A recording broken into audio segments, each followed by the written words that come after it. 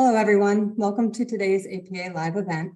My name is Erin Shepard. I'm the Publications and Communications Coordinator for the APA. Today's APA live event is titled Tips on Applying to Graduate School in Philosophy. So thank you for joining us. And I'll go ahead and turn this over to Lucy. Hi, everyone. Thank you for being here, and thank you to our panelists. I'm going to start with some panelist introductions, and then we'll go over how the Q&A will work, and then we will just dive right in. So first, I'd like to introduce Andrew Hull, who is a PhD recipient at Northwestern University. Thank you, Andrew, for being here. We also have Paul J. Kelly, who's a PhD candidate at the University of Wisconsin in Madison. Hi, Paul. Then we have Kevin Thompson, who is a professor of philosophy and the graduate director at DePaul University. Thanks for being here, Kevin. And we also have Shay Welch, who is the chair of the Association for Feminist Ethics and Social Theory, an associate professor of philosophy and Carnegie Corporation and Rockefeller Foundation Distinguished Research Creative Scholar at Spelman College. So thank you so much, Shay, for being here. And my name is Lucy Santerre. I am the APA program assistant for programs related to an Andrew W. Mellon Foundation grant. Some of those grant funds are what make this webinar possible today, and I'll talk a little bit more about the other opportunities that are available through that grant at the APA, in particular regarding undergraduate students who are interested in studying philosophy. So that is the topic of our webinar today. If you have questions for any of our awesome panelists, the way to ask them will be to put them directly into the chat, and I will be monitoring the chat and asking questions directly from there, starting with questions at the top and moving down. If there are kind of similar questions to each other, I'll try to ask those as one, and then I also have some kind of basic application process questions to fill in as we go to make sure that we cover most of the pieces. So please feel free to start putting your questions in the chat if you have them. But why don't we just get started with one of the pieces of the application process for graduate school, whether in philosophy or not, but let's talk about it for philosophy graduate school today. So one thing that students might be interested in knowing, this is for any of our panelists, how personal should your personal statement be? Should applicants address discrepancies such as grades or interrupted timelines in their personal statement? Should you write a different personal statements for each application? And how might you kind of consider fit in terms of your personal statement? And how about we start with Shay today? That's fair. So I'm pretty strict with my students on their personal statements. I have sort of a procedure for them to follow. I am sort of very anti-narrative for personal statements for the graduate application for two reasons. I think that not a lot of people have enough time to read about your grandpa, but I also feel like given the competitive nature of graduate programs right now and limited funding, I feel like the notion of fit is the number one important feature of your graduate application. So I think that it's really important for students to be able to clarify why they're applying to that specific program, like what that program's areas of specialization are and how that connects to the students' future research projects. And I oftentimes tell them to pick out who they think their committee members should be, like if they could have an ideal committee, and why each one of those faculty members align with their proposed research project. And it is true that not always are faculty members going to be there in the incoming year, but I think that it's important for graduate admissions committees to see that they know what they want to do and they know who they want to work with. And even if one of the faculty members are going to leave, usually there's going to be a similar incoming person to fill that void. And so they know that the student will have a stable research situation to walk into, because given how limited funding that there is, it is less likely for somebody to sort of aimlessly wander into a program, and review committees are going to be more likely to, at least from my understanding, they're going to be more likely to want to give those fellowships and things to people who really, really want to be at that school and can really articulate why they want to be at that school. And I think that it's also another reason why I don't encourage students to apply en masse to graduate programs. I think that they need to go through and sort schools depending on which faculty members are there and what course offerings are there, because if you apply to 5 or 6 programs that you can demonstrate solid fit, that's gonna give you higher return than if you apply to 30 programs, but they're more general and vague about why you are even pursuing their program. Thanks so much, Shay. So there was a lot that you covered there. We're finding out what professors are doing what at the schools, and also really focusing on the schools where you think you're a good fit. I saw some nods from the other panelists. Does anyone want to add anything related to fit and personal statements? And then also what else to include or not include in a personal statement? Paul? Yeah, I mean, just to expand a little bit on what Shay was suggesting, I think fit is extremely important and something that you should try to focus on in your personal statement. When you're thinking about which particular schools to apply to, think about the people that you've read, think about the topics that you've been interested in as an undergrad, and find where those professors are located. One thing that's super important is that if you do mention faculty member by name in your personal statement, which you should do, make sure that they're still there. I've heard of people applying and then realizing that the person has retired or that they've moved to a different institution.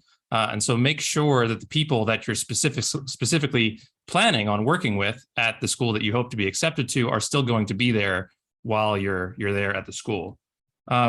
Also, this may be sort of obvious, but given your particular areas of interest, try to emphasize in your personal statement the program strengths that they have in a particular area that's relative to your academic interests.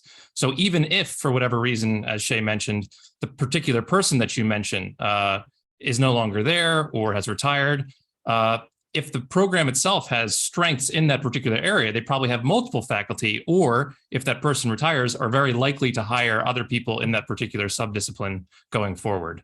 And so you will still have, a home and someone to work with. Thanks, Paul. This is sounding a lot like, a cover letter for a job, right? You're making a case and it's related to where you want to be. There are other pieces of the graduate school application. One of those is the writing sample. So does anyone want to talk about kind of the difference between those two pieces of writing, what your personal statement is versus your, Kevin, if you want to jump in on writing sample. Thank you. Yeah, thank you so much for this. So I have might be a little slightly different perspective on this. So let me talk about the personal statement very briefly, and then the writing sample and what their functions are in terms of when a search committee, or sorry, admissions committee is looking for that. On search committees this quarter, so I'll speak about it that way. When we're looking at admissions to the graduate program, what we're looking at. So in terms of the personal statement, I would just want to reaffirm what Shay has said. In particular, I'm against the narratives.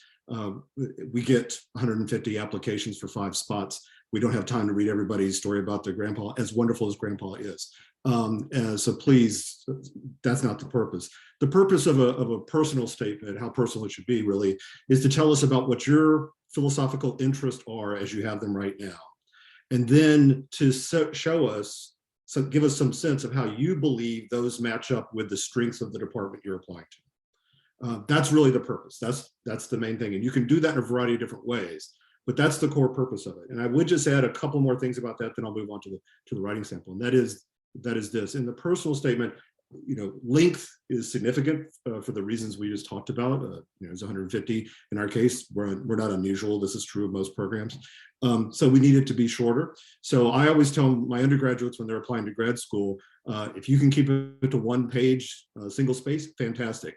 If you have to go to 2 pages, okay, but no further, right? 1.5 pages max, single space, that's it. And don't mess with the fonts. This needs to be 11, 12-point fonts. So don't get me down to 8 or 6 to try to make it work under that. We all know those tricks. So give me something that's actually workable and that the committees can read. A page, 1.5 pages at max is what I try to hold them to. The other thing I would say about that is, and this is going to differ a little bit from what others said, I think that you have to do your due diligence. That doesn't differ from what others said, but a part of this will. You have to do your due diligence. You should go in, any program you're applying to, you should go in and look at that faculty, look at their specialties. But beyond that, and believe me, I've looked at thousands of applications at this point, the vast, vast majority of them do that.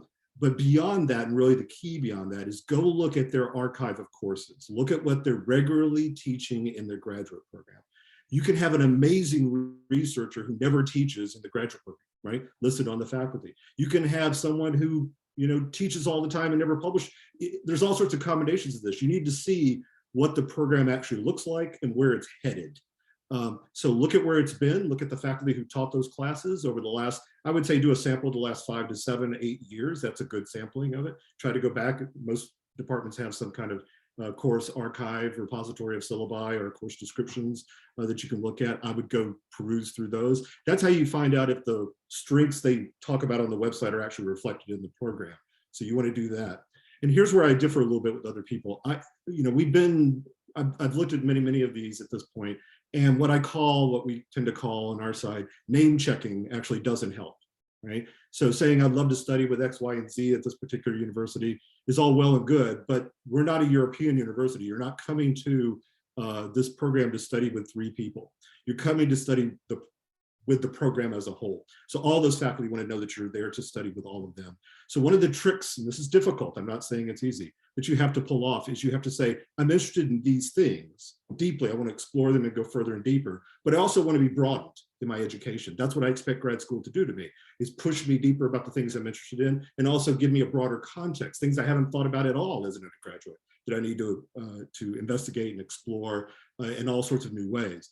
And when you tie yourself to 2 or 3, 4 or 5, whatever the number of people is, you're overselling yourself to them, and they all recognize what that is. They discount it. And so the more important thing is, what's your real deep, authentic interest, and how do you think that fits well? Why are you applying to this particular program with the strengths of that particular program? So that's what I would recommend in terms of that. You're not proposing a dissertation project, right?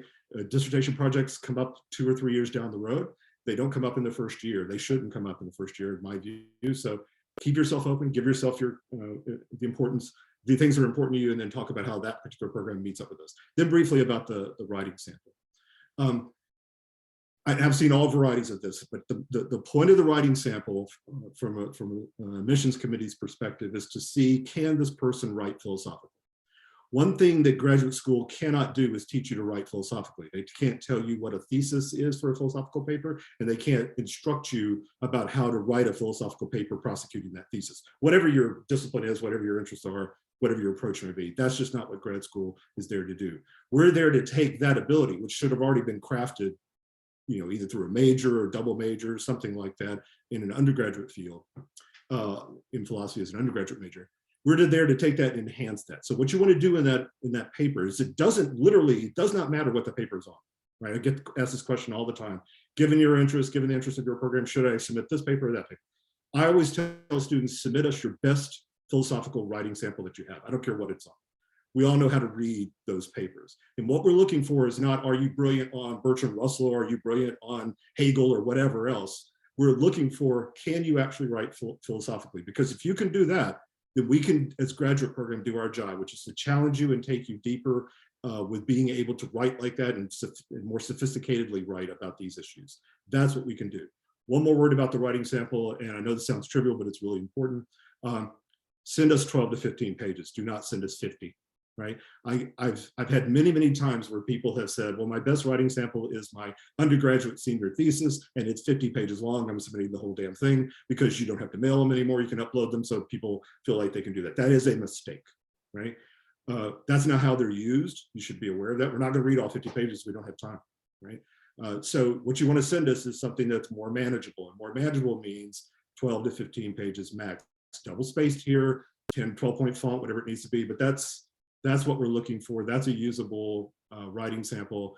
It needs to be clear, state in the introduction what it is, what it's going to do, give us a conclusion that does that, put the footnotes in, do the scholarly research, all that sort of stuff. That's what you want to show off. But that's really what the writing sample needs to be. All right, that's what I want to contribute. Thanks.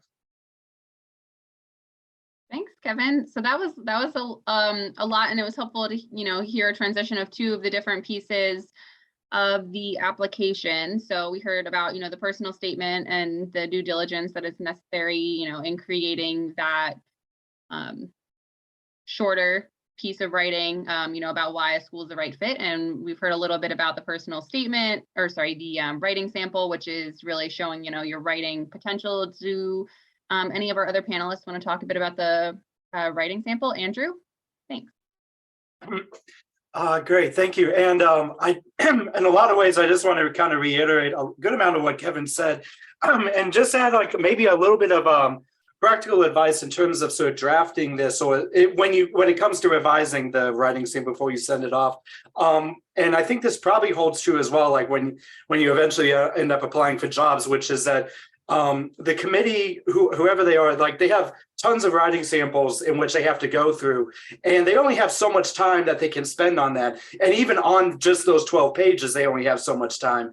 And one thing I would recommend is, this is just like a rule of thumb, is if there's some way to where like on the first page or so, which is when they will have the most attention, it does sadly start to drop off a little bit, because they have to get onto other papers.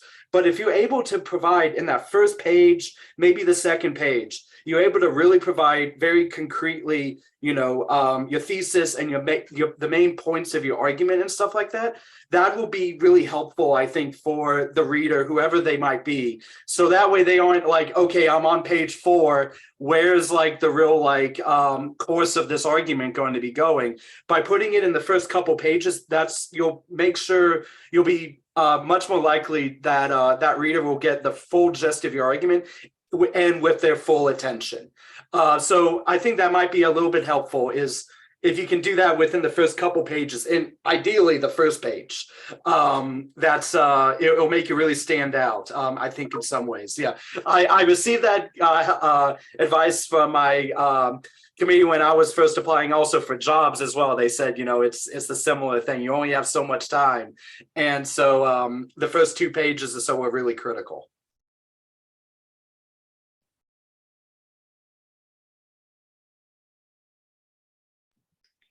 Oh, sorry. How about Shay first? Sorry, I was muted. So actually, I have a question for Kevin. So because I teach at an HBCU, like a women's HBCU, and I want to hear what you think about this, because this is one of the pieces of advice that I give students, right? So students, underrepresented students are going to be looking for key scholars, right? So students who want to specialize in Native philosophy, well, they can't work with me because I'm at a liberal arts school, but say they want to work with Brian Burkhart, or students want to work with Jose over at Northwestern, or Chris Seeley, or Alexis McLeod, right? So there are people who, like in departments, like there's one person who can give them what they need. Like very rarely are you going to find departments that have niche specializations, or they have like that one specific really key faculty member that can help that student do what they want to do. And so when I think about, advising my students, and they really are passionate about wanting to work with somebody specific, because like they've identified that that's like Chris Seeley is the only one. I mean, not the only, but you know what I mean? There's something very special about this scholar that can help the student go through both like academically and also maybe like psychologically. And so one of the reasons why I tell students to identify faculty is specifically for that reason. But I think another thing that it gives them, right? So I think about like when Charles was at Northwestern, or this happened to Allison Jagger a lot. Everybody was applying to work with them, everybody, because they were the only ones. And so one of the things that it helped departments do is like go to that faculty member and say, can you handle one more? And there was a point at which Allison just stopped taking students. She could not take any more. And so I'm wondering, because yeah, I mean, generally speaking, students need to be going in with the intention to get like the breadth of the department. But in these kinds of situations, because, you know, I want to think about how I might adjust their personal statements as well. How do you feel about those kinds of situations where underrepresented students want to work very specifically with a very unique underrepresented faculty member? Yeah, thank you for that, Shay. I think this is a real concern, and it's a real concern in this way. As I just encouraged, I think that in the personal statement, in the application overall, but certainly in the personal statement, the applicant wants to make clear, here are my interests, right? And here's my background, and those inform some of my interests, right? Not all of them, but it informs certain ones of my interests. And I'm interested in your program because of these interests fitting up with what your program does very well. Your program does X, Y, or Z, and I'm interested in X, Y, or Z because of these reasons I've given before. The only thing so all of that I think is right, and that's what ought to be done, and I fully affirm that, endorse that. The concern I have comes when they say, and so because of all this, I want to work with this particular faculty member. Now, I realize the situations you're talking about. I understand those. I've been in those situations in many different faculties over the years. Here's the problem, and you know I think where this is going, and everyone else can anticipate as well. There's no guarantee that faculty member will be there in the next 1, 2, 3, 5 years, right? Those people, all of us move. And so if you're going to study with somebody, I mean, I've had this happen with friends of mine in grad school. They went to study with someone for very good reasons. And within 2 years of being there, long before they got to a dissertation, that person was gone, right?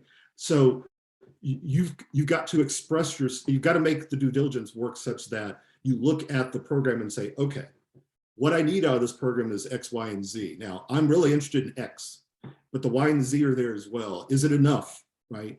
If the X doesn't come through, will the Y and the Z still be enough, right? Will it be enough for me to be there? Because I think that's the reasonable way to actually anticipate what's going on in programs. Unless they have multiple coverage, right? This is unusual. Let me just be clear about this. Unless the area you're interested in is covered by 2 or 3 faculty members, then you're less likely to have the issue we're talking about. But as you just well articulated, Shay, that's not the case in underrepresented philosophies more broadly, right? It usually is 1 here, 1 there, maybe 2 in a faculty here, that kind of thing. So I would not attach my application that directly to one's particular faculty member. I don't think you ought to apply that way, right? I don't think that that's the mindset you ought to have. I'm going to place X to work with so-and-so. You may want to do that, but you shouldn't count yourself as being, that's the only reason to go there, because that's just not how faculties work ever, certainly these days. So does that make some sense? That's my response to that.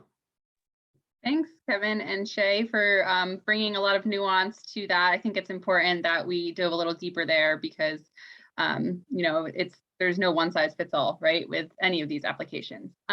Paul, I know you are prepared to speak a little bit more on writing samples. So if you'd like to go in on that, thanks. Yeah, thank you. In many ways, just to reiterate what Andy was saying about having your writing sample be front-loaded is a phrase that's commonly used, where the main core thesis or argument or what's at stake in the debate that you're engaging in is obvious up front. Relatedly, the people who are going to be on the admissions committee may not be specialists in the area that you're writing about. So it's super important to try to make your writing accessible and not appeal to technical jargon that people outside of the debate you're engaging with may be familiar with, but the people might not be. If there are technical terms, if there are key concepts, please define them or provide examples to illustrate to the reader. Be aware of your audience, right? Be aware of the people you're trying to appeal to and who you're trying to convince, as Kevin said, that you can do philosophy, that you can write clearly and accessibly and deal with these abstract concepts. one thing in response to something that Kevin said, he said that you should pick your best piece of writing. And I think that's definitely correct. That's the main goal of the writing sample, to illustrate that. At the same time, though, insofar as you're early enough on in the application process where you're still thinking through what to write your writing sample about, it's probably better to pick something that contemporary philosophers are talking about. If you have a writing sample where your bibliography, the most recent citation is from 1980, that's not quite as impressive as if the most recent citation is something from 2021. Philosophy is a communal activity. It's a dialogue. It's a conversation. And so if you can demonstrate that you're engaging with the ideas and arguments of people that are currently discussing this topic, it's much more impressive, I think, to an admissions committee than showing that you're contributing to some debate that may have petered out 20, 30, 40 years ago. So that's all I have to say about the writing sample. Thanks, Paul. So we've kind of heard some different pieces about the writing sample, and I've also received a few direct questions from audience members. So I'd really like to make some time for those. So related to what we're talking about right now, or a moment ago, about, you know, professors or folks who are in departments already that you're interested in, someone has just asked us, do you suggest emailing professors who you're interested in working with? And then as a follow-up to that, another question someone had, and we can kind of go from there, is, are there any potential deal breakers in an application? Like, if you see this or the admissions committee sees this, you're a no. So we can kind of touch on both of those, but let's start with, you know, emailing professors. Is that a good thing, bad thing, maybe thing? Shay? Again, this might have to do with the fact that I work with and my students work with underrepresented philosophers. But I always encourage my students to be in dialogue with the people that they're reading, right? No matter what their stage is, right? So a lot of times they'll say, I don't know why I keep using Brian as an example, but like, oh, in this paper on like Coyote and Socrates, you know, Brian makes this kind of argument. What would he say about the following thing? And I'm like, I don't know, email him, ask him, like, go ask him, like, get out there and be an interlocutor with your thinkers. So I don't encourage students to like outright email when it comes to doing their application, like, hey, Brian, are you going to be there in 2 years? But I do think that it's important. And I do this like when they're applying to Pixie and when they're applying to the women's program at UCSD, like, reach out to the people, you know, that you think that you want to work with, and just try to establish a relationship as a scholar with other scholars, so that you can get your foot in the door, not as like a brownie point sort of thing, but as getting your feet wet for how to engage with other thinkers at these kinds of levels, and to demonstrate your eagerness to participate in the activity of philosophy.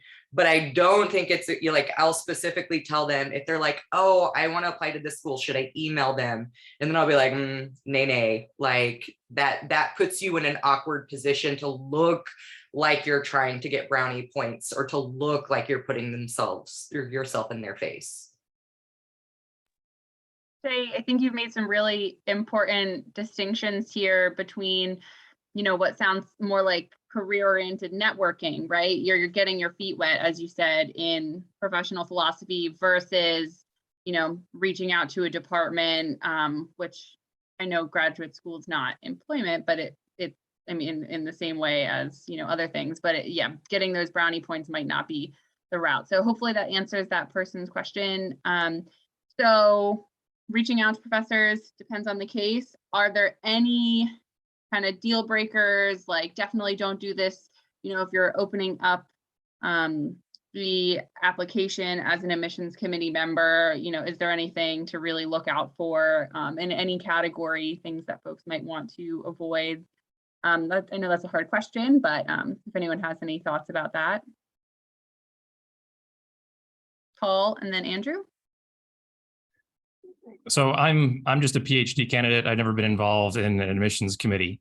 But with that said, one thing which I think is really important to talk about in terms of deal breakers or something that would clearly indicate to an admissions committee that the person is not ready to go to grad school in philosophy is if they simply don't have any demonstrated background of doing philosophy. So one of the most important things in your application is going to be your transcript. It's going to demonstrate that you've taken philosophy classes and ideally that you've majored in philosophy. If you've double majored, that's great too. But if someone's coming from a background where they're applying to grad school, but don't have philosophy classes demonstrated on their transcript, I imagine for most admission committees, that's going to be a serious concern. I'm not sure what Kevin or Shay, who have probably been on the other side of it, would say about that. But in terms of deal breakers, I think that's probably, in my mind, the most obvious one. If for whatever reason you do have that kind of background, one thing I think that's often recommended is that you look at master's programs. If the undergraduate institution you went to doesn't have a certain degree of name recognition or prestige, or if you didn't major in philosophy in undergrad, master's programs can be a good segue to get access to admissions into respected PhD programs later down the road. And in terms of some other deal breakers, this one is going to sound very, very obvious, but if you're applying for a lot of programs, there's a very high chance that this might happen.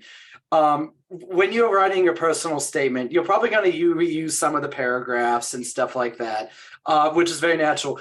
Proofread to make sure you put the right university when you apply, because like that just happens, and it just is not. It's just like stumbling right at the start line, and so make sure to do that, and just generally make sure to proofread your stuff as much as possible.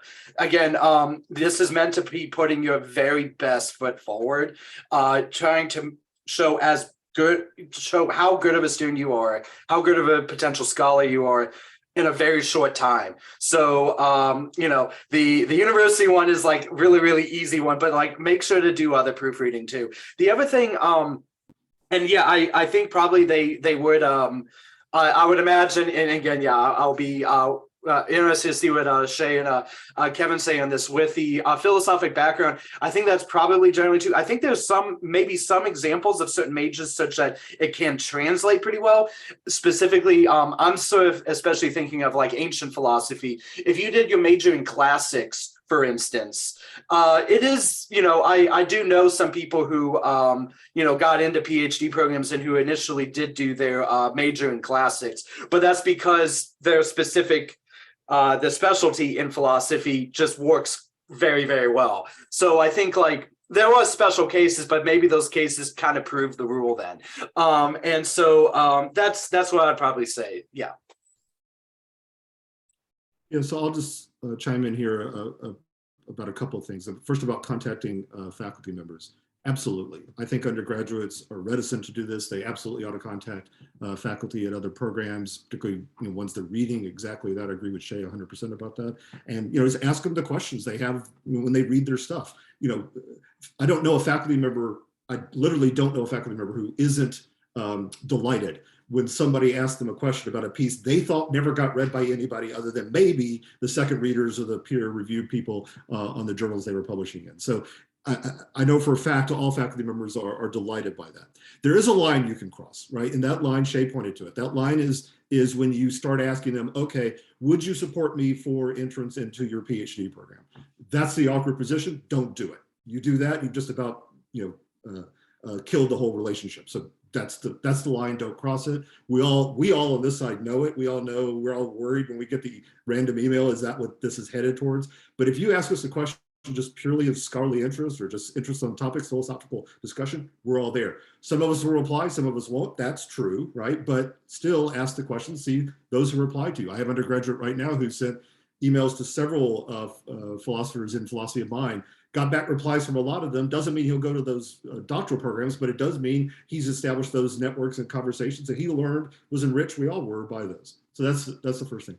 The second thing is about deal breakers. And I just want to support fully what Paul and Andrew have said. I've looked at, and my colleagues have looked at, and I'm sure Shay has, many at this point, applications going into grad school. And when you open them up, you're like, could this person be another one we want to bring into the program? That's really the attitude we all start off with. Not, why should I dismiss this one, right? It's, could this be another? Are we going to find a great candidate here? Because we want those. We all want those, right? We're disappointed sometimes. Well, what's the disappointment? Well, you know, I don't know if this is a deal breaker, but it certainly is a disappointment. When someone hasn't done their due diligence on the program and they applied to a program that, you know, ours or somebody else's, that they're really not a fit for. Right? This makes our life a lot easier. You can put the application aside at that point. It doesn't really matter about the great scores they got for undergrad work and all that. It doesn't really matter. If they apply to and it doesn't fit, then it's over with. It's done at that point. So do your due diligence, make sure. Andrew's exactly right. We've gotten many applications where, you know, like we all do, they cut and pasted, and I well think you should, please do that, but also proofread, as Andrew said, because we've been, you know, I'd love to apply at the Department of Philosophy and it wasn't us. So, you know, and the rest of it was somewhat us and not, you know, those kinds of things. So please make sure that you're sending the right things, uploading the right letters and personal statements and rest of it to the right places. The real deal breaker, I'll just be honest with you, for us, and I'm speaking for our program in particular, the real deal, there's several of them, but the major ones that we see most often is they can't write philosophically, right? So we look at the writing sample and it's clear from page 1 that I have to go to page 6 to figure out what the thesis is. We don't have time for that. That's a deal breaker. That's over with. That's not going to happen. So if you want to get a chance to get your application to move from the application pile to the next, we need to consider these more and look at these more closely pile, which is the way most admissions committees do this work. They trim them down from the first 150 or whatever to the next set. And that number differs at different places, of course. But if you want to make it there, you've got to have a clear writing sample that demonstrates clearly your philosophical ability. And it needs to be, I want to second both of what was said about front loading it. It needs to be up front. We need to know clearly what the thesis is, what the argument you're trying to make is. I will just tell you a secret. I don't know if this is a secret because it's pretty true around the field in general. Admissions committees do the following, right? Here's the way we read your writing samples, just so you're aware of it. To make the decision about whether you're going to make it to the next round, we look at the beginning of your writing sample, so the introduction. So really the first 3 paragraphs, frankly, page 1, page 2, a lot of times. And then we look at the conclusion. So the last bit, right, whatever that is, do you know how to say, here's what I showed, here's how I showed it, and conclude it rather than say 14,000 other things? Do you actually know how to, you know, actually have a thesis and conclude a paper? That's how we make it to the next round. The next round to the final round for us, a lot of times we will sit in a room together, the search committee, the admissions committee, we'll sit in a room together and we will bring up writing samples from the candidates we're talking about and randomly choose a page from their writing sample, randomly. So not the first few, not the last few, in the middle of it, just to see if they know how to actually write sentences that make sense, right? Just so to see, and this is, you know, sometimes not the case. They're so deep, this goes back to Paul's point, they're so deeply buried in the jargon at that point, middle way through the paper, that you can't make heads or tails of it. You're not specialists in the field. Well, even there, you need to be able to speak in a vernacular that at least speaks to a broader audience, or at least has the potential to speaking to a broader audience, even at that point. So I just wanted to reiterate that as well. The other deal breaker for us goes to this undergraduate preparation, right? Grad school is not, oh, I'll go off and do grad school in philosophy. It's something you're prepared for already. And the way you prepare for it is typically doing a major or double major in philosophy as an undergraduate. So the transcript is incredibly important. When we say, did you do philosophy? We're going to go look at your transcript and see, did you actually do philosophy classes? Is there a lot of philosophy there? Were you a major? What's your grades in those even? That kind of stuff. We're going to look at all that. Absolutely. And I absolutely do recommend, I want to second what was said earlier about master's programs are excellent if you don't have that background. There are exceptions to this. So Andrew's exactly right. There are exceptions to this. Classics is a good example for studying an ancient philosophy that you've done preparation in classes. You want to get out of doing just philology. I'm being totally disrespectful to classics. But if you don't want to do primarily philology and you want to do the philosophy side of it, then yes, that's the correct preparation. So you've got the language skills, another important facet to what we do in our particular program. Not true of all programs. We require 2 foreign language proficiencies by the time you get out. Other programs don't require 1 or maybe not even any. So that's a matter as well. But what we also do find, and this is an exception that proves the rules, this goes back to Andrew's point, like classics, we had people apply and be successful in our program and go on. I can cite for you the day they have tenure track jobs. They did not do a major in philosophy as an undergraduate. They did it in some other field that was related. Those other fields that are related are different in different universities. They didn't do it in philosophy because they wanted to do it in a particular style of philosophy, in our case, continental philosophy, for example, and their department was wholly analytic, or just the reverse. The department may be in wholly analytic, wholly continental, and they wanted to do analytic philosophy. So they found it in some other department, doing it some other way. So that can happen, but that's an exception, right? And we have to look at that. We have to look at what those classes were. And then we lean more on the letters of recommendation, which we should talk about at some point along the way here, obviously, as well, to make those decisions. So I'll leave it there, but those are the things I wanted to add to that discussion. Thank you so much, Kevin. So we've heard lots of really useful, pieces of information about what to include and what not to include. And we've only touched on a couple of pieces of, the whole application. So I've received a couple of questions about, the credentials that might end up on your CV or resume when you're applying. So I have a question about GREs. They asked, a lot of GREs have been waived, but is it if it is a great score, would it help me on the application? Does anyone want to touch on that quickly? And then we can kind of maybe transition to letters of recommendation soon, because I've also received a few questions about that. Kevin? I'll go first on this because our program is very simple in this regard. We no longer take GRE scores and we do not consider GRE scores. So even if you told them to us, we wouldn't care about them. So that's our, we don't take any standardized scores at any point because of all the reasons everyone knows that the bias inherently built into them. So that's our policy. I think that's coming to fruition in a lot more programs than it used to be, that they're going to that model. Some of them did it just for the pandemic because of the delays and whatnot, and being able to take those tests over the pandemic conditions. But many of them are reconsidering that policy in general. We've already decided, and I know many others are not unique in this regard, but there's a small group of us, right, who have decided we don't take GRE scores or any other kind of scores, and we don't let those factor into the decisions that we make. Thanks, Kevin. I am sure, different programs have, different things, but it sounds like you spoke to what the trend is in applications in general. And so hopefully that question was answered for that person. And someone also asked, and I think this might be able to be answered quickly, what about submitting 2 writing samples? Is that ever a good idea? I'm seeing Shay shake her head. So I'm thinking we're across the board, maybe going to say 1 writing sample and you want it to be good, right? That 10 to 12 pages, 1 sample. Okay. And then someone is also asking, in terms of the credentials that might end up on your CV, how much does being published or not in undergraduate philosophy journals weigh into the admissions decisions? And then we'll move on to letters of recommendation and some other questions. So being published as an undergrad, might that help? Does it hurt if you're not? Shay? So I don't know who would be so cruel as to make that an expectation on an application. There's only one journal that is an undergraduate philosophy journal. And I've got 2 students right now that I'm like, you better submit to that journal. But if they don't get around to it, then I'll be like, eh. I also encourage them to submit to maybe like graduate conferences and see if they can sneak on in there. But it's really about your writing sample. Graduate schools, they just want to know that you can write. And I think that students are already under so much load and pressure that anything beyond the expectation of wanting them to go to the summer programs is unreasonable. And I think that if a department insists that an undergraduate have published, I don't think that somebody should be going to that department. Thank you for answering that, Shay. So straight to the point, it does not seem like it's an expectation. So thank you for answering that question.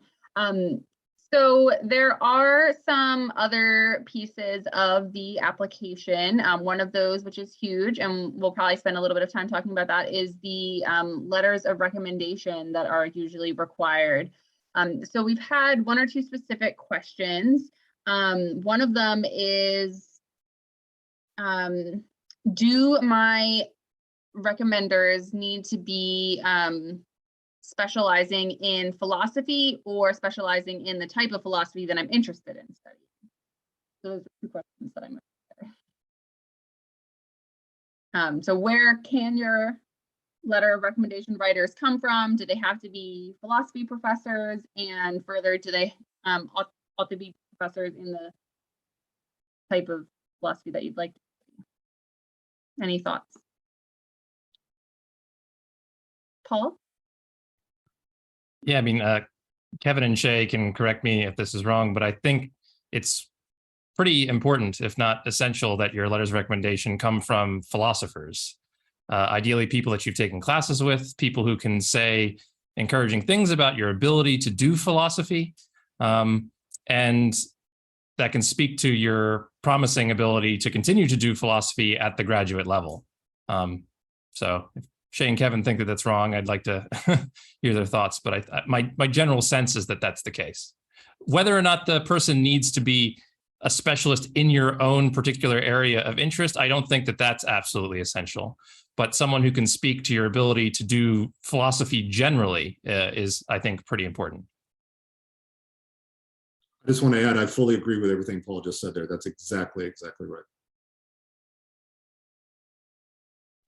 I just want to shoot a couple of exceptions, even though these are generally right. So there are students who do transdisciplinary philosophy, and a lot of places really encourage that. So if you're doing transdisciplinary philosophy, you need letters from the people in the other disciplines. Other things is, this is one of the things that comes up. I've got some biochem majors who apply to like the MD PhD program, like at Penn, and Quayshawn Spencer is the one who does like the hardcore philosophy of biology and philosophy of science. And these students, because their majors are so heavy, they've had to drop their minor in philosophy or something like that. So they only get like 2 classes in. But they have established like an ongoing sort of mentoring process with a philosopher to get into those programs. So I think that that's an exception. I do think that anyone who is doing philosophy of science, philosophy of mathematics, formal epistemology, any of those really heavy, I don't want to say like ethics isn't heavy, but you know what I mean? Those other kinds of areas, they need really solid letters, because people who do philosophy of mathematics or philosophy of science, they're looking for a very qualified student, and they're looking for students who can do quantitative work with them. The same is going to be true for like the new areas of philosophy of AI. So you're going to need demonstrations from like a philosopher of mind, or somebody who's familiar with that, or you've taken courses in that area, but you're also going to want somebody who's doing like the person that you took machine learning with. So when students are doing like pluralist projects or have pluralist interest, I think that it's really important for them to get pluralist letters. I just wanted to add one other thing, because I do agree with what Paul said. And I also agree with what Shay was just saying, and just add another layer to the exceptions that can take place, because I'm mindful of this. Well, we get a lot of applications from students in this situation. You're an undergraduate, you're doing a major in philosophy, but there's really, in your humanities department, right? You're at a small liberal arts college, you have a humanities department, let's say. There's one person there who's really a full-fledged, did their PhD in philosophy. Others may teach in and out of the program, may do other things, fine, but that's really only one recognized, by credentials philosopher. You're going to have 3 letters of recommendation, right? That's the typical number, 3 letters of recommendation. We don't need more, so don't ask me for 4 or 5. We don't need less. 2 is not good, 1's not useful. Give me 3, that's a rounded view of you. Well, that's going to mean that you're going to have to get letters from people who are not philosophers by definition, right? If you're in the situation of a liberal arts college that has a humanities department. So what do you do in that situation? You give us the letters from the people who know you the best in terms of your work, right? I don't care where they come from at that point. I really don't. We understand that, by the way, as admissions committees. We understand that everybody doesn't have a faculty of 17 philosophers that they can go draw 3 out of to talk about and tout their work. We know that many places have wonderful, wonderful candidates for us, but they only have one true, credentialed philosopher there. And so in that respect, please go to the people you've done your best work with. Ask them honestly, would you be willing to write me a letter? They'll write those letters. They're actually some of the best letters we ever get. I'll just be frank with you, because they're so often not writing for grad school that they really do go into a lot of very careful depth and very helpful background that you wouldn't get out of a normal sort of, big department. A lot of philosophers writing a lot of undergraduates recommendation letters. And so I value those. We value those very, very much. So we understand that. So if you're in that situation, as well as the one that Shay was talking about and others as well, that's another kind of exception to this general rule of 3 letters from a philosopher's, that sort of thing. Yes. So sorry, Paul, I interrupted you. I apologize. Paul, do you want to add? Oh yeah, I mean, just on the point of letter writing, and this may be kind of obvious, but try to make the work that your letter writer is going to go through to write your letter as easy as possible. So be aware of the deadlines of the programs you're thinking of applying to, and give them ample time to write their letter prior to submitting it prior to the deadline. And also give them information that they don't have to recollect through their memory or through their email. Tell them, remind them what classes you took, remind them what you wrote about, possibly send them copies of the papers that you wrote, maybe even ideally with the feedback that the professor wrote to show that they've given comments on your work. And maybe even in the email, mention to them what you hope their letter would contain and what particular aspects of yourself that they would emphasize. You're obviously not instructing them to write a particular thing about you, but insofar as you can triangulate and try to get the diversity of your letter writers to convey different things about your strengths to the programs you're applying to, all the better. That's very helpful, Paul. And someone asked related to your letter writers, is it helpful to have someone who can speak to your teaching experience? So I think this touches on the letters, but it also touches on perhaps, why you might be applying to graduate school in philosophy in the first place. So does anyone want to talk about that, whether your letter writers should, discuss your teaching experience, and then also why that might be relevant if you're applying to graduate school in philosophy?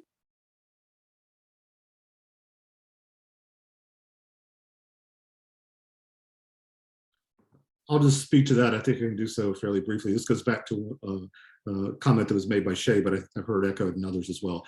I think undergraduates have enough burden on them already, frankly, when they're applying to grad school. They don't have to have a teaching evaluation to submit along with their other components. So is it useful and nice to have? Yes, I always love that undergraduates have some teaching experience, but is that useful? Not really, frankly, not much. Because that kind of teaching is always, it's not what they're going to be doing in grad school necessarily. I realize it's a step up, but it's really not what they're going to be doing in grad school. So I think they need to be, I don't want to put that extra burden on. I guess that's the simplest message I can put. Just like I don't want them to have to publish or go attend conferences to get into grad school. We don't have that. We don't require that. It's all wonderful if you do, right? But I think your time is better served to do the best writing you can do and to convey that in your application. One quick thing I would mention in response to Kevin, I think that's entirely right when it comes to undergrads. The expectation that they would have grading or teaching experience is above and beyond. With that said, though, undergrads aren't the only ones that go through the application process for PhD programs. Insofar as you went to, say, a master's program and you have particular experience working as a TA, I think that mentioning that on your CV and maybe even mentioning it in your personal statement as a good experience that demonstrated that it's enhanced your interest in pursuing a job, hopefully culminating after you've graduated from a PhD program, is something that you want to actively pursue. So there are some candidates, namely people who went to a master's program, for which having teaching experience, I think, would be a good thing to mention and emphasize. Thank you both for answering that question.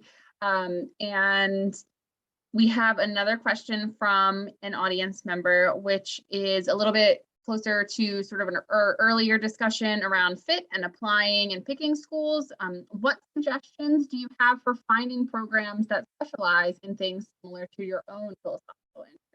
So how to figure out even what schools to apply to. Any thoughts? Shay? Number one, don't look at the lighter report. Number two, there are a lot of lists that go through and identify schools and their specializations. So those are really helpful to get like the quick glances. But I think maybe Kevin mentioned this.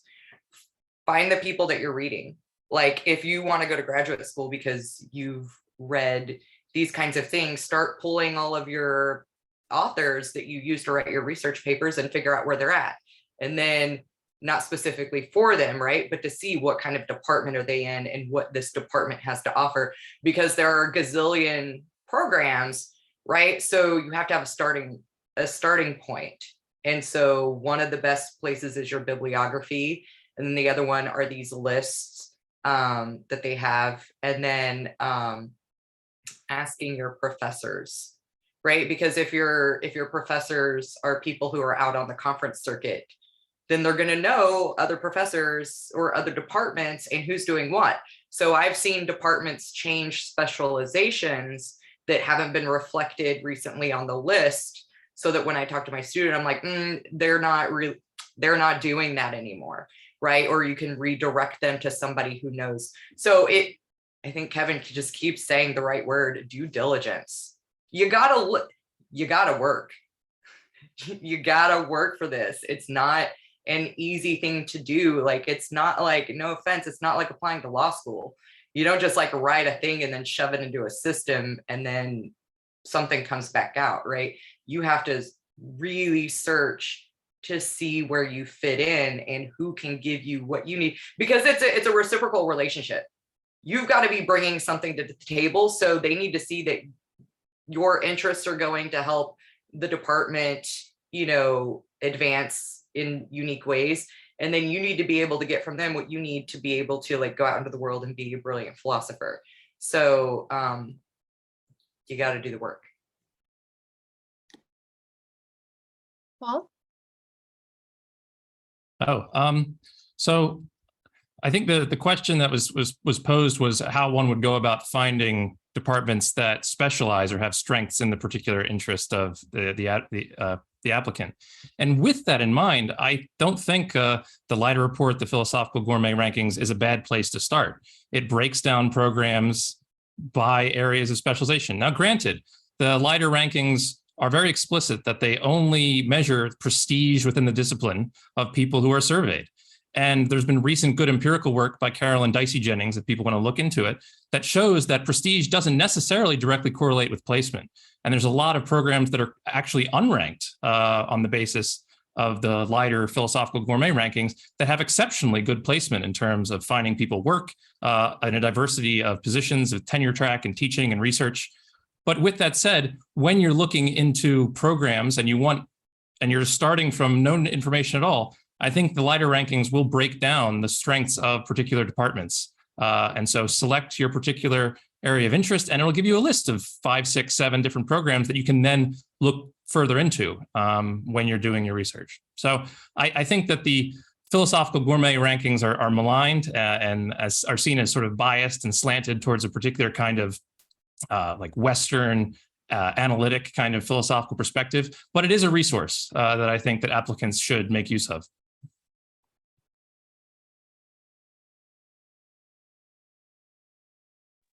On the topic of finding programs. Andrew go was ahead. going to say something. I wanted to hear. I was just going to say.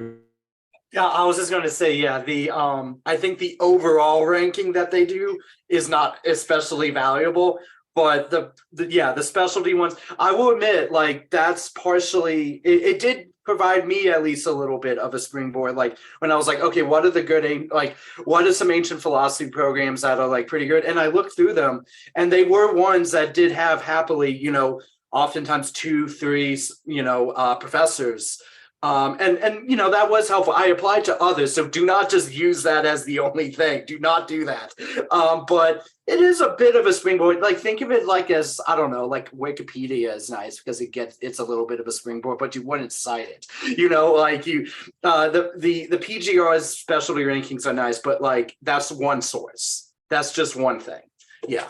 And really, as Shay and Kevin have said, most of all, do the work. And I really actually do like Shay's point of like, if you find authors in the peer review literature that you really like, that's awesome. And again, if you can email them and talk to them about articles, that's even better. So like, yeah, use a variety. But yeah, I think Paul is right that the specialty of the PGR isn't as bad as the overall one is. That's how I'll put it.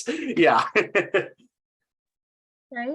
I just got to say hard no on the Leiter report. So if you're looking for a program that's really good in ancient philosophy, the Leiter report is not going to tell you who's safe. Because very specifically, I know a couple of departments that are really heavy in ancient philosophy and they got real harassment problems. So the things about the Leiter report is they don't take into account the things that students need to be supported and to be safe. So for those of you who have concerns about being supported and being safe in a department, highly recommend not to look at that. But that is a very popular opinion that is not accepted by other people who support the PGR. That's a fair enough. That's a fair point. That's definitely a really good point. Definitely. So I just wanted to pick up on that. The PGR has a long and maligned history.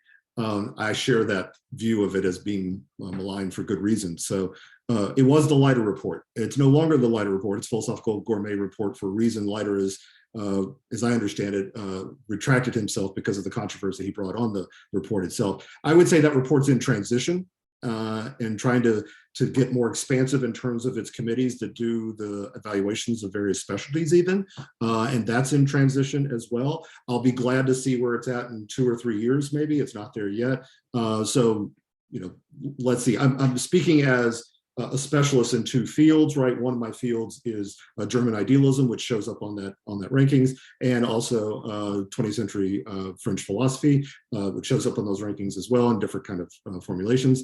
And the programs I well know and know people to be experts in those fields, their programs don't show up at all, right? Nowhere on those rankings. So there's a problem at that point when you have multiple specialists in programs and programs where one specialist gets counted above because of the prestige factor. Typically that's that. But that's that. I think the important thing here is a term that came up earlier, triangulation. Right? I think that's important here. And I think that's what you're hearing. I like what Andrew and Paul were suggesting about this. The PGR is a source of information. It comes with the caveats we just gave. It does not take account of safety and climate in programs. I don't know of a system that actually, or a ranking system that actually does that. I don't trust rankings, right? Just put it very bluntly too. I don't trust the rankings, right? Because no one's going to be able to really do the rankings on all these various programs. The best thing you can do, in my view, is to look at the people you've been reading. Where did they go? Where are they at? Look at their bibliography. Who are they citing? What are they talking about? Where are they at? Is there other people in those programs? Are they the lone person? Those kinds of questions. That's what you do. This is due diligence again. Talk to your own professors. They should know. If they don't, they should tell you they don't know, and they should tell you, well, here's somebody who would put you in contact with other people. That's the way to do it. This is part of the triangulation. And then finally, I would say, and this is going to sound fairly crass and blunt, but I do think it's important. The APA sponsored several years ago, and it's still ongoing, a project to lay out various data about all the programs in philosophy without ranking them. And this is Carolyn Dicey Jennings' project. And so I want to affirm that. I like that website. It does have rankings on it right now, and I've objected to that. The rankings are by the students within them, which is a useful thing to know, but that's the first thing that comes up. I don't think that's the first thing that should come up. But one of the things it has there is really is important, and here's the crass and crude thing, is placement, right? Placement matters. You want to go to a program that when you get out, it's going to be able to have a decent shot at getting you a job someplace, right? In our economic and market conditions in this institution, That's a really, really important consideration, I think. So you need to look at that. You need to look at what their stipends are. The economic realities matter, what the cost of living in the city you're going to, all of that matters. And I can't tell you, no one can, what will work best for you. That's a decision that each applicant has to make for themselves.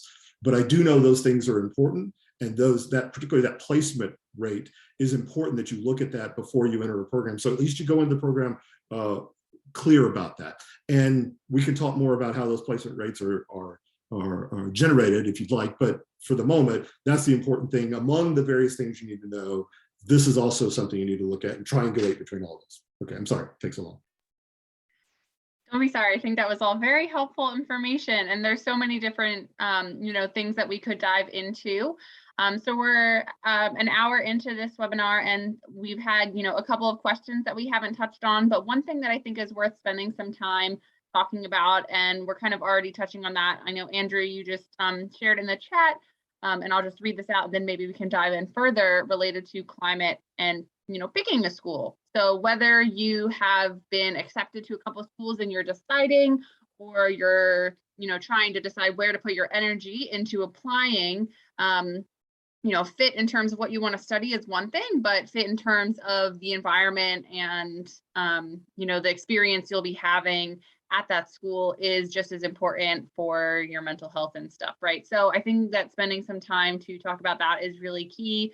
And so if anyone has any thoughts on that, or Shay, I would start with you if you wanted to share anything about the point that Andrew pointed out, so related to climate and picking a school there. There is one list that does take climate into account, and that's the pluralist list that's put out originally from the APA Committee on the Status of Women in Philosophy. So they all did a lot of hard work to put that list together. And that is the one that I direct my students towards the most, but that's also because like a lot of my students are doing underrepresented philosophy. So and pluralist, right? They don't want to be stuck in a department that only does analytic. They want to do analytic and continental, right? So a lot of times those programs are given less attention. Woof, climate is more important than anything else, because if you can't be safe in a program, you can't get through a program. And there are a lot of students that have to change programs, and that's really unfortunate that they have to do that. It is getting better, but there are a couple of things that I think that students should absolutely, and don't trust that the person that you want to study with is safe. There's a long history of people who have engaged in the kinds of really harmful behaviors that we never suspected that they could ever have done. So you do want to go visit your graduate schools. You want to see what the dynamics are, right? You want to see what the faculty dynamics are. You want to see what the student faculty dynamics are. We always recommend contacting the graduate students, or like if you go visit the graduate program, like asking for a graduate student lunch, and then going to have lunch with them and seeing if you could get some sort of like insider information. I always think that it's kind of important to sniff around the admin. If anybody knows anything, it's the admin. They know everything. So it is Kevin's due diligence.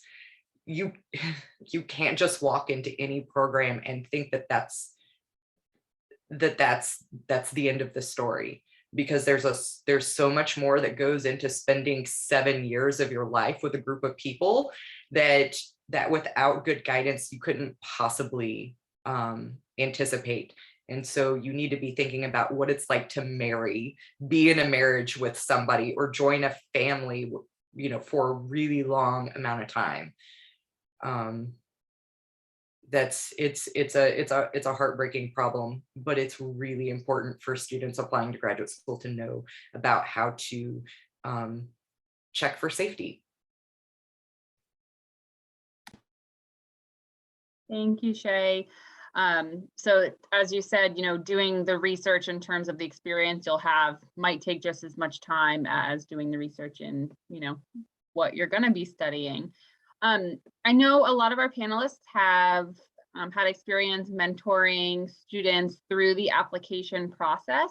And I think that's something that might be helpful for students to know are, you know, what is an appropriate thing to ask one of your graduate application process mentors, and what is helpful for a mentor to know while a student is applying. This is maybe a more kind of like interpersonal type question, but it's speaking to sort of the relationship between, you know, who's going to help guide you through the application process, who might be an appropriate person to ask, a professor, a TA, other folks who might be at your institution. Does anyone want to speak on that sort of relationship?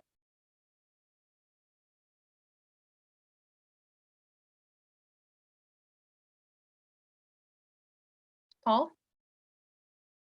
So I've never personally guided a student through the application process, but with the evidence that I've had doing the application process multiple times, I would strongly recommend trying to find a faculty member, ideally somebody that you're familiar with, that you've taken classes with, who's actually knowledgeable about the contemporary application process. Oftentimes, people who are coming out of undergrad institutions where people have been working there for decades have little to no idea how the process works and how competitive it is. I distinctly remember an undergrad coming to a professor and saying, "So I was told that our department has a, application director. Do you know who that is?" And they went, I think that's me." And I said, "Oh, well, could you give me some guidance?" And they said, "Yeah, well, what do you want to study?" And I said, "Oh, well, I'm interested in philosophy of mind, and I'm currently reading some stuff by Ned Block." And he said, "Oh, where's he?" And I said, "NYU." He's like, "Oh, go study with him. You should apply to NYU." So having no sense of how competitive the application process is, having no sense of how to actually go through it is something that you can't by yourself figure out. Coming to sessions like this are helpful, but getting in-person guidance from a faculty member who's hopefully knowledgeable about the facts on the ground as they stand is really important.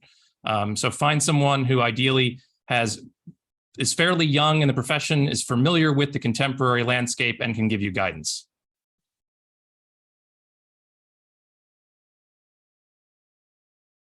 Thanks, Paul. That is helpful in terms of, figuring out who might help guide you through the process. I think we've gone through almost all of the questions that folks have asked in terms of applying. I do have one question from an international student. They say, I need to submit English proficiency test scores. If I only meet the minimal band score that the program requires, will this be a weakness on my application? Any thoughts there? I can address this. We get many international applications, and this comes up quite often in this regard. So we handle those in two ways. Oftentimes, students will contact us when they're thinking about applying to the program, and they will say, "I've gone to X and Y university in whatever country they've been in, and they'll tell us the language of instruction there was this, that, or the other thing, and I've got to take TOEFL scores," this is what they're talking about here, proficiency scores, to show my English proficiency. How seriously do you take those in your evaluation of applications? So that's a version of this question. And I'll just be brutally honest with you. It matters where they went to undergraduate and what the language of instruction there is and what their level of proficiency is given that. So if they went to a program that was all in their home country's language, then we have to lean on the scores obviously a lot more, and we want to see those, and we'll look at those, and we'll look at the writing sample and see if it's that's the only evidence we have of these things. We'll look at the personal statement to try to see, are they able to write in English? But those are quite often and rightly vetted by native English speakers, so they're going to be revised and hard to suss out what. Do they really have this proficiency or don't they? So a lot of times you have to rely back then on the TOEFL scores. But if we know those universities, right, and quite oftentimes we do, and we've had students from those universities in the past. Our particular program has a long history now with students coming from Turkey, for example, from students from Colombia, Mexico, various other places around the world. We know those universities. We've had their students before. We know the professors there. In some cases, those professors are from programs, our program or other programs that we know. So we know them through that. then we will waive those TOEFL scores completely. We won't use them at all because the language of instruction quite often in those programs will be in English, right? Because they're trying to get their students to speak the lingua franca of the world, de facto lingua franca of the world, whether it should be or not is another matter, but de facto lingua franca. So they talk about, they know how to write and speak, and they have been taught in English, they read in English. So that's not an issue there. Programs that we don't know, we're going to look at the TOEFL scores to try to identify that, but we really do go to the writing samples and the personal statements at that point to try to make better sense of it. And something we talked about just a moment ago, the letter writers, right? The letters of recommendation, they will speak to this in those cases as well, and we'll lean heavily on that. But at the end of the day, those things are important. But what's really important is the philosophical acumen at the core of it all. So we're trying to see, can they do philosophy? Do they have evidence? Not that they've mastered the discipline. They don't need graduate school if they've mastered the discipline. Do they have the acumen to do this kind of stuff that we do? Work with abstract concepts, as Paul said a little bit ago. Work creatively across disciplines, as Shay was saying just a moment ago. This has got to already be on the table, right? And then these other things, because that means that we're going to consider the application. Then these other things become important, right? I've never read, I don't think any of my faculty, co-faculty members on these committees have ever read an application and say, okay, do they speak English, right? That's not the first thing we ask. We look at the materials and then we think, oh, where did they do their work? Oh, well, they did their work in X, Y, or Z country. Okay, then what is their proficiency level? And then we get interested in stuff. But only after we think the fit is there, we think the writing skills are there, the philosophical acumen is a loose term for this stuff, is already there. Then we start looking at these things. These are ancillary to that. So the main thing is demonstration of philosophical ability, at least burgeoning philosophical ability, and then supported by these other things when those become relevant. They become relevant once that first one has been once the first one has been established. Thanks so much for answering that, Kevin. And I don't think I have any other questions directly from attendees at this point. So we've gone through those, and I really just appreciate, all of our panelists touching on broad and specific topics. We'll be wrapping up soon, but I wanted to take some time to ask all of our panelists if there's anything else that we haven't covered today that you think is worth noting, any other tips or tricks that you might have.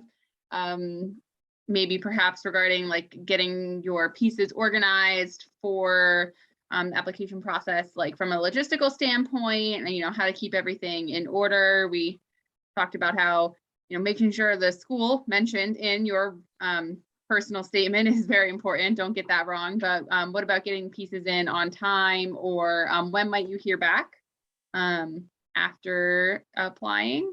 Any thoughts on any of those topics? Well, I'll just speak to some of that here really briefly, and then I want to hear what others have to say if they have contributions about this as well. But I can be, just sort of blunt about some of the things. You want to have all your pieces in on time, right? That's a simple, if the application is not complete, then the administration is reticent to send it on to the search committee, the admissions committee at this point. So there's a good chance that if you don't have all the pieces in on time, we won't even actually see that you've applied, right? And that I don't think is unusual. I don't think that's out of step with a lot of other programs. So make sure you have all your pieces in when they're supposed to be. You can't control letters of recommendation when they're submitted. We understand that, we know that. I've never had an administrator say to me, this doesn't have all of its letters of recommendation, so we're not sending it to you.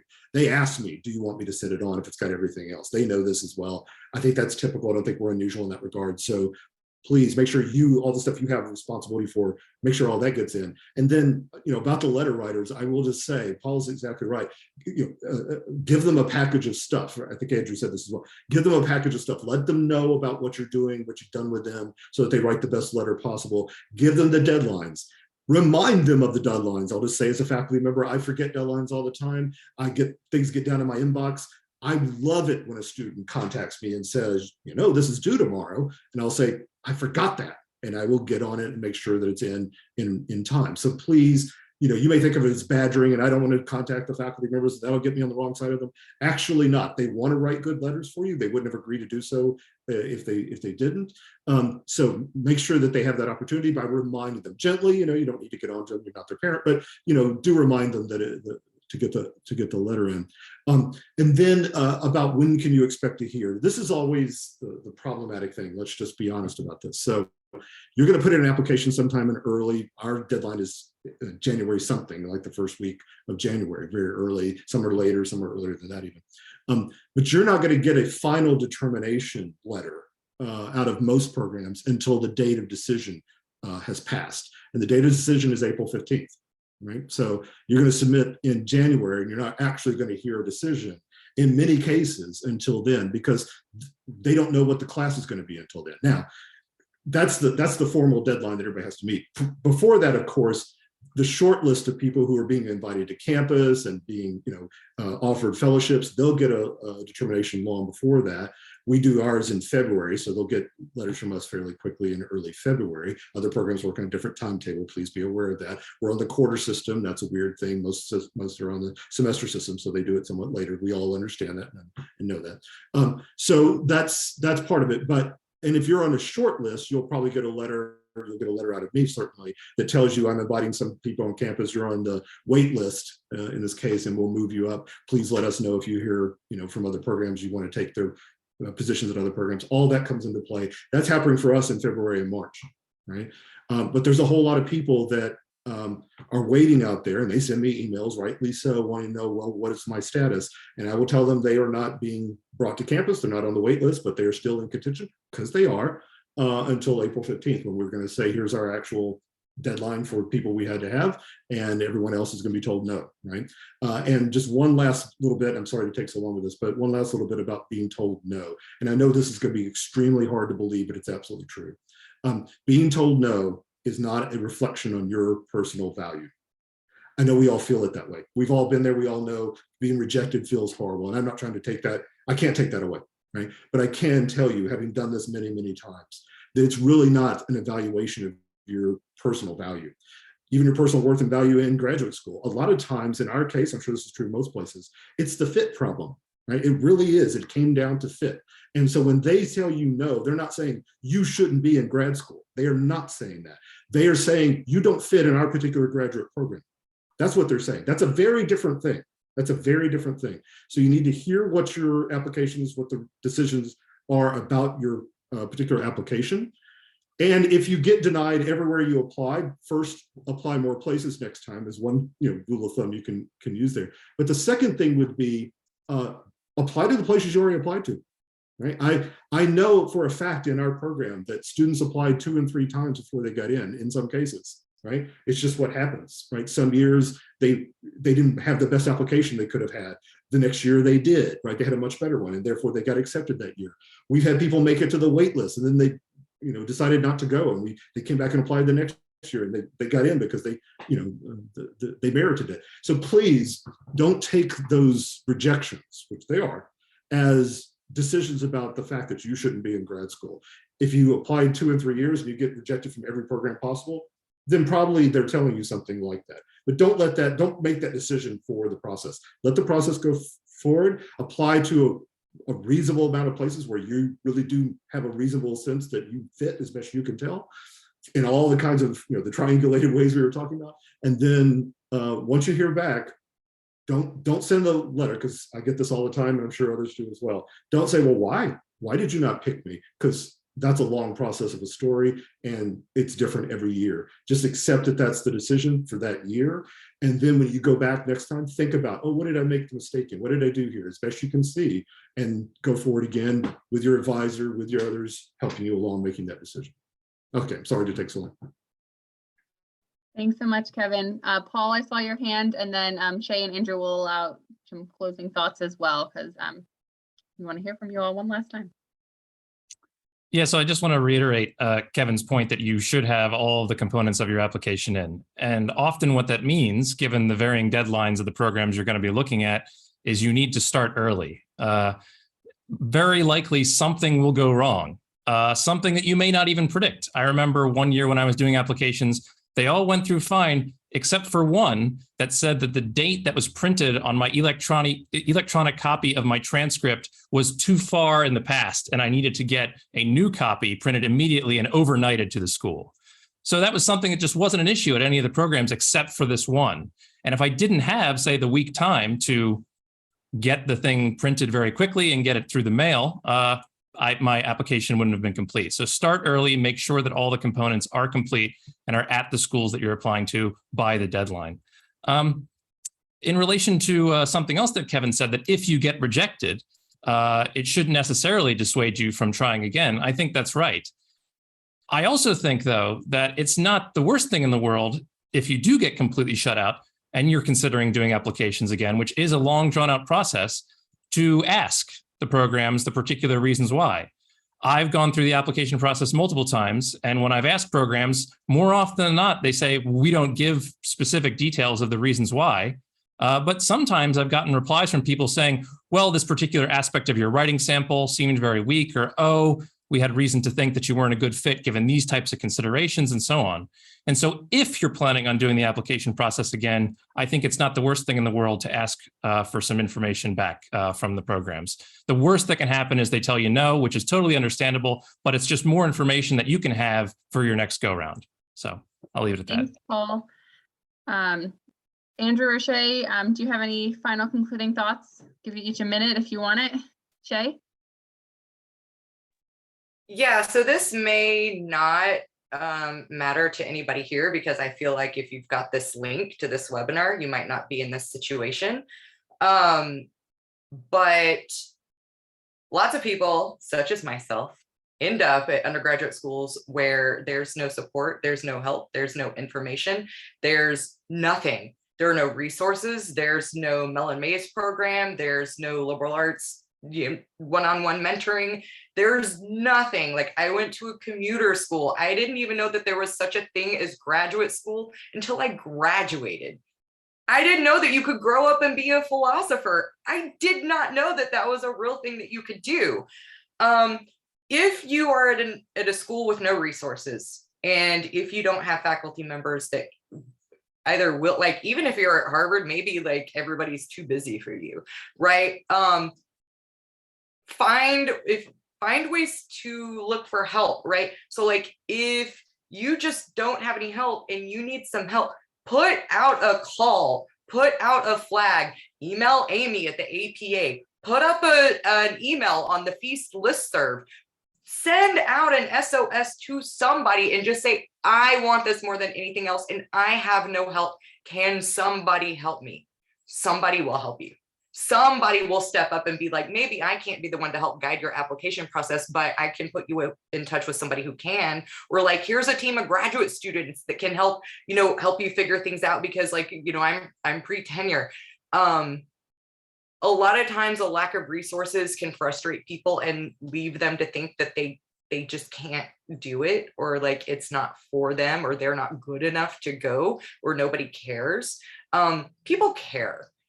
You just have to make yourself known and be visible, right? Like I said, like if you have the APA link on how to apply to graduate school, somebody cares about you. But maybe you have a friend who really likes philosophy and just doesn't have the same resources. Like, this is it's just a general thing. If you need help, ask for help. Someone will help you. Thanks, Shay. That's really helpful for you to share. And the APA is definitely always a resource. So reaching out to a staff person can help get you in the right direction. And I'm about to put a link to some more information in the chat. Andrew, any final statements? I guess the only thing would be to highlight just one little thing Kevin had mentioned, which is to take a look at the placement data for whatever places you're applying to. And I don't want to end this at all on like a negative or depressing note, but some of y'all may not have received the talk from your advisor about the job market of philosophy and like what might be waiting for you after you graduate. So especially if current trends continue, including current austerity measures with a lot of public universities in a lot of states, it's bleak, unfortunately, and it's really, really bad. This is why looking for things like placement data is incredibly important, because it is so fierce. And this is the other thing too, is to think about like, is to really try, this is one thing that you might sort of reconsider as you're going through grad school and stuff, but to think about the what would you like to have at the end of grad school? Is it necessarily a tenure track job? A lot of people would say yes, but that's not the only thing that you can look forward to and that's valuable to have at the end of grad school. So for instance, for myself, I'm actually now in law school going into labor law, partially because I noticed how bad academic labor is and how exploited it is. I'm now partially going into labor law. It's literally for that, which I kind of owe to grad school for like making me aware of. So you don't know exactly where you'll end up at the very end of grad school, but be aware of the job market and do research on where have recent grads ended up at. I think that is really, really important, especially with a market as horrible as it is and with a lot of state legislatures as hostile as they are to properly funding a lot of these programs, including actual tenure track positions as well. So make sure to do that type of research as well. It's tough. But similarly with grad school, if the job market does go badly for you, and stuff like, do not think of that as like a reflection on your actual philosophic ability. Often, I graduated in the midst of COVID when there was like almost literally not a job market at all, just about. And it just happens. And so do not think if I don't get a job at the end of this, I'm a failure as a philosopher. That doesn't mean the case. And your advisor will probably strenuously tell you that is not the case as well, at least if your advisor is worth anything. So I just wanted to leave that as a final note about the market and placement. Thanks, Andrew. And thank you so much to all of our panelists today and APA staff, Aaron and Mike, who helped get this up and running. So thank you, Andrew Hull, Paul J. Kelly, Kevin Thompson, and Shay Welch. We checked and they are all willing to receive emails. So if you have any more questions about this topic, you can see their emails on our screen here. Thank you to everyone who attended today. Your questions were probably helpful to others in the program. And there are some resources that the APA can offer. We are still in the midst of the grant that I mentioned earlier. That is what makes webinars like this possible. So there are a couple of resources that can be found by visiting the APA website. So if you want to learn about undergraduate diversity institutes in philosophy, these are usually like 4 to 10 day programs that happen in the summer. There's about 20 of them, depending on the year. They are often, inclusive in terms of, transportation and lodging. They're about all different topics. Some of them are for women. Most of them are geared towards students from underrepresented identities in philosophy. Each program has its own parameters about that. So there is a link here, apaonline.org/diversity institutes, that will show you sort of a breakdown of those different programs. And those are really great resources that go a lot more in depth into some of the things that we talked about today. There was also the grad guide in the APA Guide to Graduate Programs in Philosophy. So that's run by the APA, and you can kind of explore different programs from a little bit more of like a bird's eye view. And then there are some other resources that are available to students on our website. So definitely explore that. The APA is a great resource, and we're really grateful for everyone who attended today. And again, thank you to all of our panelists for your time. It is very valued, and for all of the information you provided. So have a good evening or afternoon to everyone who attended. Thank you. Yes, thank you. Just to echo Lucy, I wanted to thank all of you, the panelists, for being here and the attendees. And thank you, Lucy, for moderating. And thank you to the APA Virtual Programming Committee, too, for organizing this event today. Also, on the screen right here, there's a link to join the APA, which we certainly hope you will consider if you're not already a member. We also welcome suggestions for future APA webinars, and to visit our on-demand library where past events are located, and a recording of today's event will be added in the next couple of days. So thanks again. We hope to see you at future APA Live events. Have a great rest of your day.